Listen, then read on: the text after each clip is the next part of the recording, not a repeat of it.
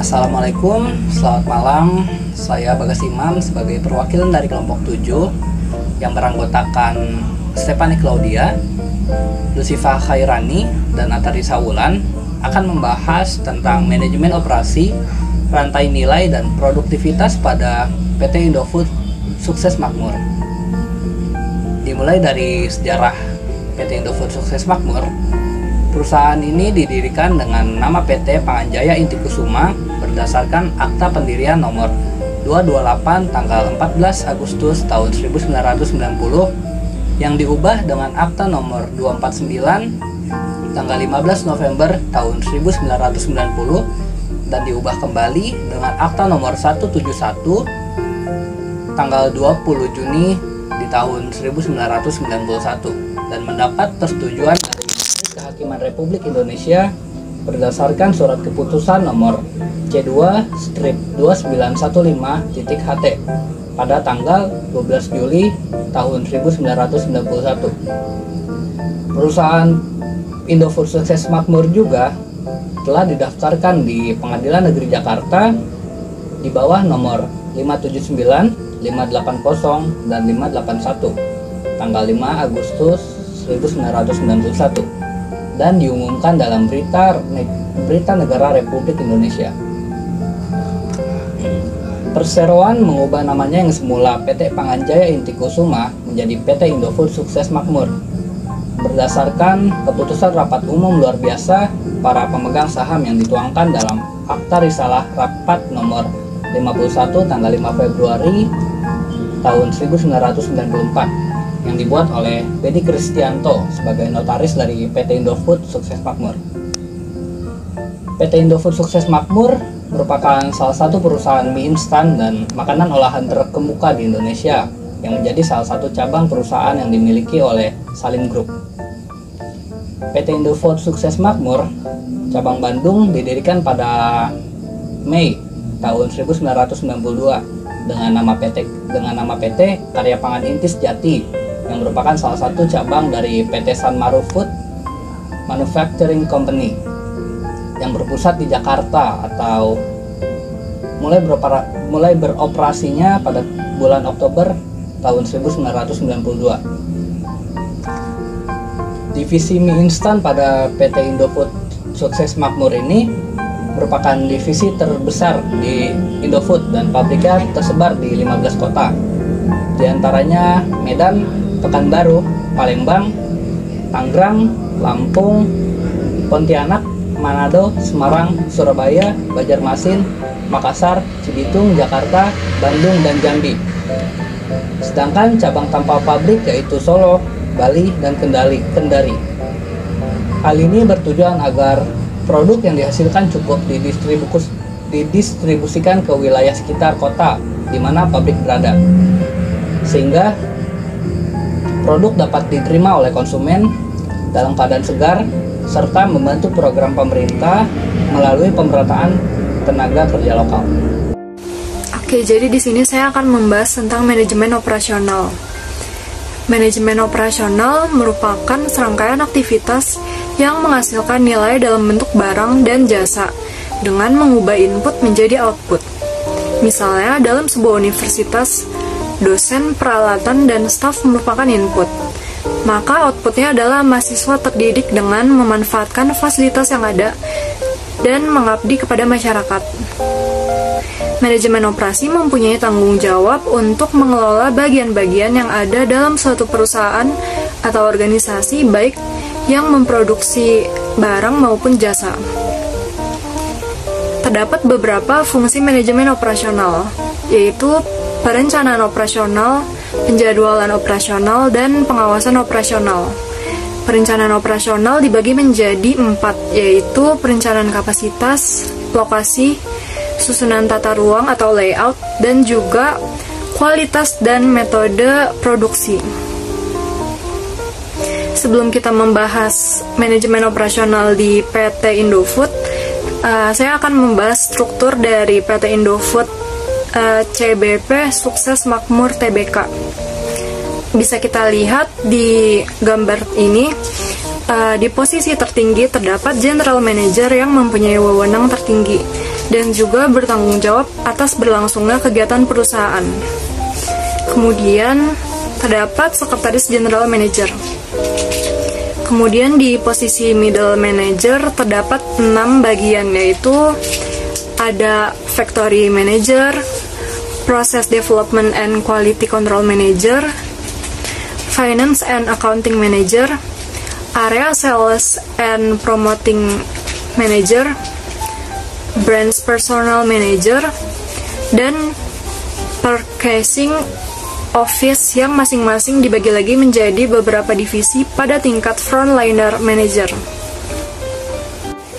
Oke, di sini saya akan membahas manajemen operasional di PT Indofood CBP Sukses Makmur Tbk, khususnya di divisi mie instan. Bisa kita lihat pada laporan nilai input dan output pada periode 2007 dan 2008. Input PT Indofood dibagi menjadi 4, yaitu tenaga kerja, modal, bahan baku, dan material lainnya. Pada saat ini, divisi noodle memiliki lebih dari 1.500 karyawan, dengan 70% pegawai pabrik dan 30% staf manajemen, dengan tingkat pendidikan karyawan antara SD hingga S1. Kemudian untuk bahan baku, dibagi menjadi bahan baku utama dan bahan baku penunjang. Bahan baku utama terdiri dari tepung tapioka dan tepung terigu.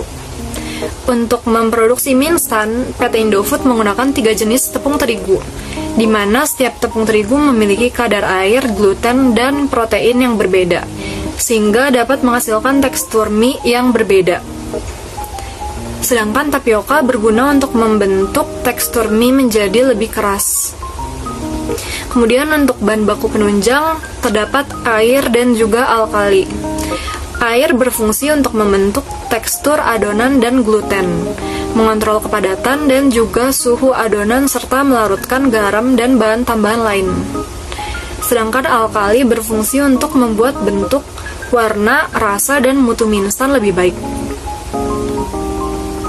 Kemudian untuk pemasok bahan baku, PT Indofood bekerja sama dengan beberapa supplier dalam memproduksi mie instannya, seperti terlihat pada tabel berikut ini.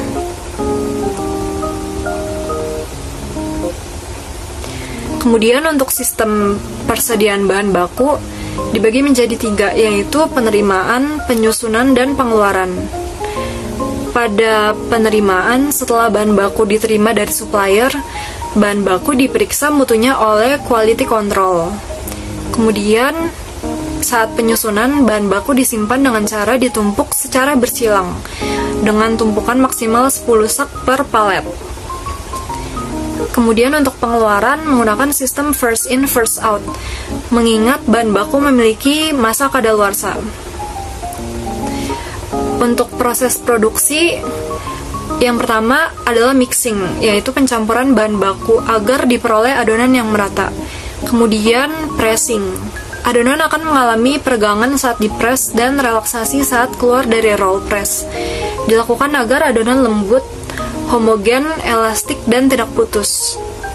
Kemudian slitting, dilakukan pemotongan lembaran adonan menjadi untayan, kemudian dibentuk gelombang pada mie. Kemudian dilakukan streaming, yaitu pengukusan selama 2 menit agar memasak mie dengan sifat fisik padat.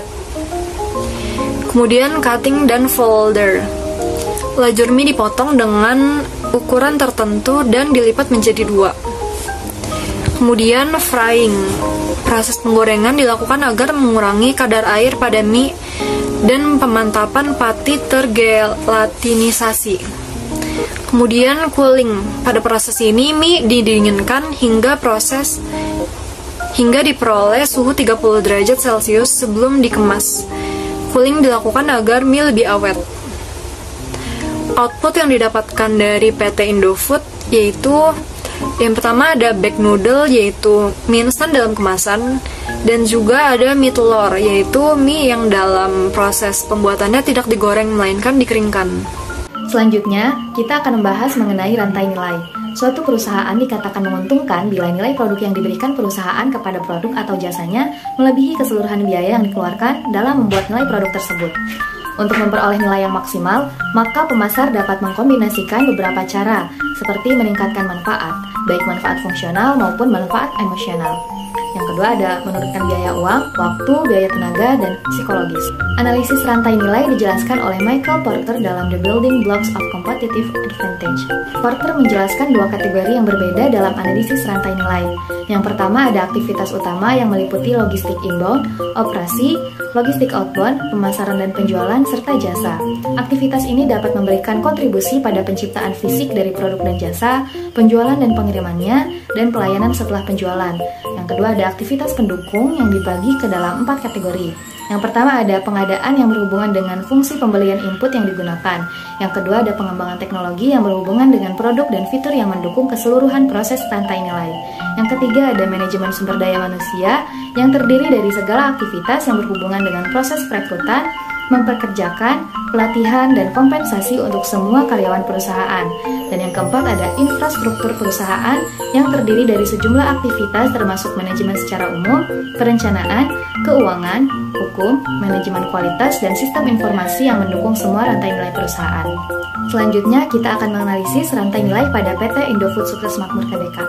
Yang pertama, logistik inbound, yang terdiri dari bahan baku utama, bahan baku penunjang, pemasok bahan baku, serta sistem persediaan bahan baku. Yang pertama, bahan baku utama yang terdiri dari tepung terigu dan tepung tapioka. Bahan baku utama yang dipilih merupakan bahan baku bermutu dengan kandungan protein yang tinggi. Yang kedua, bahan baku penunjang yang terdiri dari air dan alkali. Identifikasi tersebut dilakukan berdasarkan perkiraan penjualan produk mie instan yang dihasilkan perusahaan dan pemakaian bahan baku pada periode sebelumnya. Yang ketiga, ada pemasok bahan baku. PT Indofood bekerja sama dengan beberapa pemasok yang ditunjuk untuk pengadaan bahan baku dan bahan pendukung lainnya. Adapun supplier-supplier yang ditunjuk untuk pengadaan bahan baku dan bahan pendukung produksi mie instan dapat dilihat pada tabel berikut ini. Sistem pembelian dan penerimaan bahan baku pada PT Indofood Sukses Makmur Tbk melibatkan beberapa pihak yang saling berkepentingan menurut fungsinya dalam perusahaan, yaitu ada Departemen ASP, PPIC, Purchasing, Warehouse, PDQC, dan Finance and Accounting. Keenam bagian ini memegang peranan penting dalam pengadaan bahan baku, baik secara langsung maupun tidak langsung, sehingga produksi dapat berlangsung karena ketersediaan bahan baku tersebut. Logistik inbound yang keempat yaitu sistem persediaan bahan baku. Penyimpanan bahan baku berada pada wewenang Departemen Warehouse atau gudang. Dalam manajemen gudang bahan baku PT Indofood, terdapat penanganan bahan baku yaitu yang pertama penerimaan. Sebelum masuk gudang, bagian penerimaan barang akan mengontrol jumlah yang diterima berdasarkan pesanan, dan selanjutnya Departemen Quality Control akan mengambil contoh untuk memeriksa mutu yang telah ditetapkan. Yang kedua, penyusunan dengan cara bahan baku terlebih dahulu ditumpuk secara bersilang agar saling mengunci antara satu lapisan dengan lapisan lainnya, sehingga bahan baku tidak terkontak langsung dengan lantai. Selanjutnya ada pengeluaran. Bahan baku yang dikeluarkan mengikuti sistem first in, first out, yaitu bahan baku yang pertama masuk ke gudang dikeluarkan lebih dahulu dari gudang untuk proses produksi. Hal ini berkaitan dengan sifat bahan baku yang mempunyai batas kadaluarsa dan kemudian akibat penyimpanan yang terlalu lama. Rantai nilai yang kedua yaitu operasi. Proses pembuatan mie instan terdiri dari 8 tahap, yaitu mixing, pressing, slitting, steaming, cutting and folded, frying, cooling, dan packing. Secara sistematis, alur proses produksi mie instan dapat dilihat pada gambar berikut. Sumber daya yang terlibat dalam proses produksi pembuatan mie instan ini tidak terlalu membutuhkan sumber daya manusia yang terlalu banyak, karena pengerjaan produksi dilakukan oleh teknologi mesin, sehingga sumber daya manusia yang dibutuhkan pada proses produksi sebatas pengawas jalannya produksi. Rantai nilai yang ketiga yaitu logistik outbound. PT Indofood merupakan salah satu cabang perusahaan yang dimiliki Salim Group yang memproduksi mie instan. Jenis produk mie instan yang dihasilkan oleh PT Indofood Sukses Makmur dapat dilihat pada tabel berikut ini. PT Indofood memiliki orientasi pasar, di mana produksi yang dilakukan oleh perusahaan disesuaikan dengan permintaan pasar. Perusahaan selalu berusaha memenuhi kebutuhan konsumen, baik dalam kuantitas maupun kualitas produk. Oleh karena itu, perusahaan selalu mengembangkan inovasi guna memenuhi kepuasan pelanggan, khususnya selera konsumen. Rantai nilai selanjutnya yaitu pemasaran dan penjualan. Meski telah menjadi market leader di bidang produk mie instan, Indofood tetap gencar melakukan promosi, terutama melalui media elektronik khususnya televisi. Dengan promosi massal menggunakan periklanan yang menarik, Indofood mengupayakan untuk menanamkan brand produk kepada konsumen agar semakin kuat posisinya pada brand image konsumen. Selain melalui media elektronik, Indofood juga melakukan promosi dengan cara menjadikan Indomie sebagai sponsor acara-acara besar, baik yang disiarkan langsung di televisi maupun tidak. Indofood juga menggelar berbagai event-event serta lomba-lomba untuk lebih menarik masyarakat dan menanamkan citra baik perusahaan. Yang kelima, layanan. PT Indofood memberikan layanannya melalui anak perusahaan bernama PT Indomarko yang memiliki fungsi distribusi terhadap produk-produk yang diluncurkan oleh PT Indofood. Oleh karena itu, dalam pendistribusian produk-produk ini dilakukan oleh PT Indomarko sendiri, sehingga PT Indofood tidak perlu mengeluarkan biaya pengiriman lagi dan tentunya konsumen tidak perlu mengambil produk pesanan langsung ke pabrik. Selain itu, dalam menjalani produksinya, PT Indofood juga mengantisipasi adanya keluhan pelanggan atau customer. Caranya dengan meningkatkan mutu proses, mutu produk, dan kepuasan pelanggan. Oleh karena itu, jika terjadi kemungkinan protes atau keluhan dari pelanggan atau customer, PT Indofood menyediakan customer service dan call center untuk menangani keluhan-keluhan dari pelanggan. Produktivitas kerja merupakan perbandingan antara masukan atau input dengan keluaran atau output. Produktivitas naik hanya dimungkinkan oleh adanya peningkatan efisiensi atau waktu, bahan dan tenaga, dan sistem kerja, teknik produksi, dan adanya peningkatan keterampilan tenaga kerja. Menurut Hadari Nawawi dan H.M. Martini Hadari, produktivitas kerja karyawan merupakan kemampuan personel atau karyawan untuk menghasilkan sesuatu dalam bekerja, yang dapat diketahui dari perbandingan antara hasil kerja individu dalam bentuk uang dengan biaya yang dikeluarkan untuk individu tersebut agar dapat menghasilkan sesuatu. Faktor-faktor yang mempengaruhi produktivitas kerja, yang pertama yaitu ada sikap mental, meliputi motivasi kerja, disiplin kerja, dan etika kerja. Kemudian yang kedua yaitu faktor pendidikan.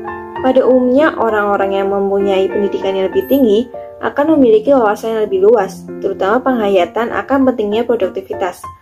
Lalu faktor yang ketiga, lingkungan perusahaan, merupakan tempat di mana keberadaan dari perusahaan tersebut, di mana letaknya dapat dengan mudah dijangkau oleh para pekerja. Selanjutnya yaitu ada faktor jaminan sosial tenaga kerja atau JAM-SOSTEK. Jaminan sosial yang diberikan oleh suatu perusahaan kepada karyawannya dimaksudkan untuk meningkatkan pengabdian dan semangat kerja. Faktor yang terakhir yaitu adalah faktor intensif, merupakan salah satu program perusahaan untuk memberikan motivasi kepada para pekerja agar para pekerja bekerja lebih giat lagi, sehingga produktivitas kerja mereka meningkat. Pada produktivitas terdapat beberapa instrumen, yaitu ada kualitas hasil kerja, kuantitas hasil kerja, kerja lembur, dan disiplin kerja. Pada PT Indofood CPB Sukses Makmur TBK, disiplin, motivasi, dan kompensasi secara bersama-sama berpengaruh terhadap produktivitas kerja karyawan. Berdasarkan penelitian pada skripsi Gita Prapitasari, menunjukkan bahwa disiplin berpengaruh positif terhadap produktivitas kerja. Ketaatan terhadap aturan waktu, taat terhadap aturan perusahaan, taat terhadap aturan perilaku dalam bekerja, dan taat terhadap peraturan lainnya di perusahaan yang diterapkan atau dilakukan oleh karyawan memberikan dampak yang baik pada produktivitas kerja karyawan. Kemudian motivasi tidak berpengaruh terhadap produktivitas kerja karyawan. Karyawan termotivasi dengan selalu bekerja sesuai standar atau tidak, senang bekerja atau tidak, merasa berharga atau tidak, bekerja keras atau tidak, dan memiliki semangat juang yang tinggi atau tidak akan mempengaruhi produktivitas kerja karyawan pada PT Indofood CPB Sukses Makmur TBK. Selanjutnya, kompensasi berpengaruh terhadap produktivitas kerja karyawan. Semakin adil atau tidak adil, semakin layak atau tidak layak, dan semakin wajar atau tidak wajarnya kompensasi yang diberikan PT Indofood CPB Sukses Makmur TBK akan mempengaruhi produktivitas kerja karyawan. Dari hasil pembahasan dapat ditarik kesimpulan bahwa PT Indofood Sukses Makmur memiliki proses value change atau rantai nilai yang baik karena tersusun secara sistematis dan penyaluran informasi yang jelas. Terima kasih atas perhatian Ibu dan teman-teman semua. Apabila ada tutur kata yang kurang berkenan di hati Ibu dan teman-teman, mohon dimaafkan. Terima kasih. Wassalamualaikum warahmatullahi wabarakatuh.